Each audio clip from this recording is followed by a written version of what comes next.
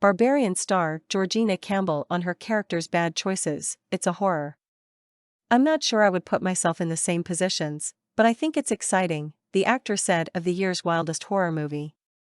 Editor's note: the following interview contains minor spoilers for Barbarian. Whether she's trusting strangers or booking an Airbnb in the diciest part of Detroit, every decision Georgina Campbell's character Tess makes in Barbarian seems like a bad move. But hey, it's a horror, says the 30-year-old British actress, who is set for a major breakout in one of the wildest, most entertaining horror movies of the year. Tess may make some questionable choices, but Campbell endows her with a strong sense of morality, finding grounded motivation for every time she opens yet another creepy cellar door. Lots of people are caught on my character and the decisions she makes, Campbell said of early fan reactions to the movie. That she seems intelligent, but also is making decisions that seem confusing. But at the same time, it's a horror. She has to make those decisions, otherwise where's the film going to go? Half the fun for the audience is in the fact that you know that this is a bad route to go down. Written and directed by Zach Cregger, best known as a member of the comedy troupe The Whitest Kids You Know. Barbarian bounces gleefully between absurdly self-aware and legitimately chilling horror. The movie opens with Tess arriving at a short-term rental in Detroit only to discover a strange man, Bill Skarsgård, already staying there. As she weighs whether or not she can trust him, the house slowly reveals secrets of its own. Like Tess, the audience is left guessing where the real terror lies. Every time Tess opens a secret door or descends a dark hallway, one senses Clegger crafting an elaborate prank. But as each shocking reveal pumps up the insanity, it's clear he's not messing around. Or is he?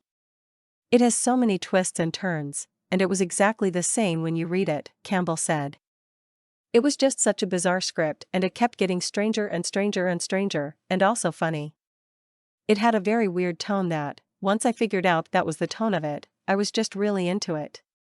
Campbell wasn't familiar with Cregger's previous work when she got the script, but her boyfriend happened to be a big fan. I was trying to tell him about the script over the phone and sounded like an insane person. He was going, "What are you saying? That doesn't make any sense, this sounds awful." And I was saying, "No, no, no, it's really good. I'm not explaining it properly."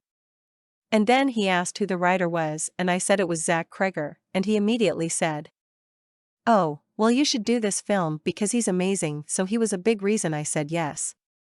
A brilliant second-act needle drop throws an entirely new character into the mix, disgraced Hollywood actor A.J. Justin Long, who is reeling after a co-star accuses him of sexual assault. Strapped for cash, he is forced to sell some of his rental properties in, you guessed it, Detroit. In ways that are both subtle and completely integral to the story, Barbarian weaves a pretty wide-spanning morality tale that covers gentrification, toxic masculinity, sexual assault, and how those things disproportionately affect women of color. It's also a pretty rollicking good time. It has all kinds of nuanced messages in it that you can read into, but at the same time, it's a really fun film.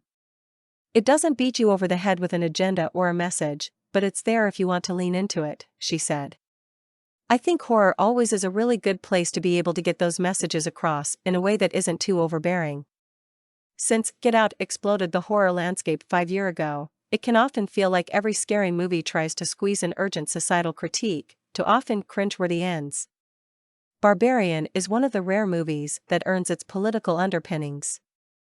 Unsurprisingly, Jordan Peele had an unofficial hand in the proceedings. Zach's good friends with Jordan Peele, and I think he spoke to Jordan Peele a lot while he was writing the film, and Jordan Peele saw an early cut of it as well, Campbell said. So he definitely was kind of part of the essence of the movie. Though Tess may make some poor choices, she is undeniably the smartest and most empathetic character in the film. Thankfully, there is nothing stereotypically feminine about her, other than her preference for clean bedsheets, but her emotional intelligence is ultimately the key to her survival.